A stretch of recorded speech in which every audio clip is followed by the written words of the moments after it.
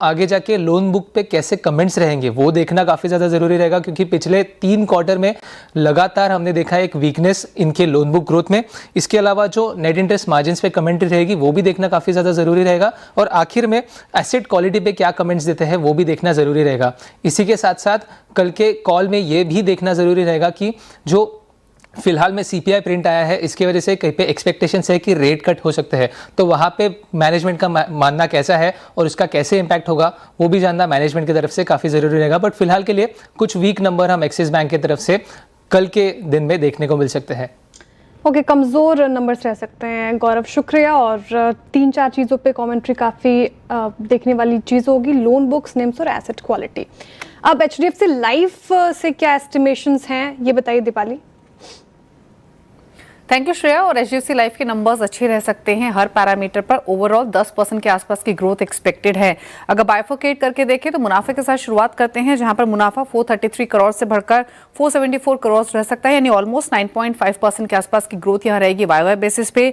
वहीं एपी यानी annualised premium equivalent में भी 10% की ग्रोथ एक्सपेक्टेड है। 3,858 करोड़ से बढ़कर ये वाई बेसिस पे 4,240 करोड़ आ सकता है। वैल्यू ऑफ न्यू बिजनेस की बात करें तो यहाँ भी 9.7% की ग्रोथ एक्सपेक्टेड है। 938 करोड़ से बढ़कर 1,030 करोड़ आंकड़ा रह सकता है। वहीं अगर वीएनबी मार्जिन देखेंगे तो ये फ्लैट रह सकते हैं। पिछले साल इसी तिमाही में 24.3% के आसपास के वीएनबी मार्जिन थे और 24.2% के आसपास के आंकड़ा रह सकता है। इंपॉर्टेंट ये है कि ओवरऑल अगर इंश्योरेंस स्पेस में देखेंगे तो एचडीएफसी लाइफ आउट परफॉर्म करते हुए दिखाई देगा।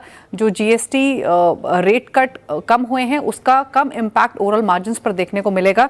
और इसके अलावा भी जो ओवरऑल इनके जो फर्स्ट ईयर प्रीमियम्स है वहाँ भी 10 से 12% के आसपास की ग्रोथ प्रोजेक्टेड है सालाना आधार पर। हमने सितंबर अपडेट्स भी देखे थे, वहाँ भी एक स्ट्रॉन्ग ग्रोथ कंपनी ने रिपोर्ट की थी। इसके अलावा ट्रेडिशनल प्रोडक्ट्स पर क्योंकि कंसिस्टेंटली फोकस बना हुआ है तो ओवरऑल ग्रोथ को एड करते हुए नजर आएंगे।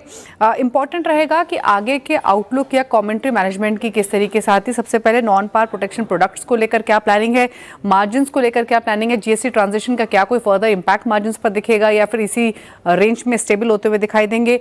प्राइसिंग को लेकर कंपनी कुछ रिवर्क कर रही है या क्या प्रोसेस रहेगा, ये कुछ कमेंट्री इंपॉर्टेंट रहेगी, लेकिन स्ट्रॉन्ग नंबर्स एचडीएफसी लाइफ की तरफ से आ सकते हैं।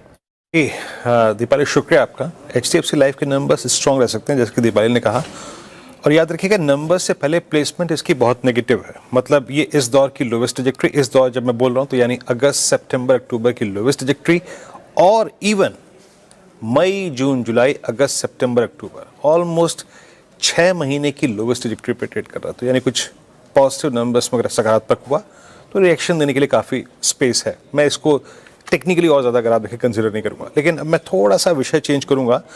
जो निफ्टी में एक पुल बैक आया, catch up with what everyone is doing. But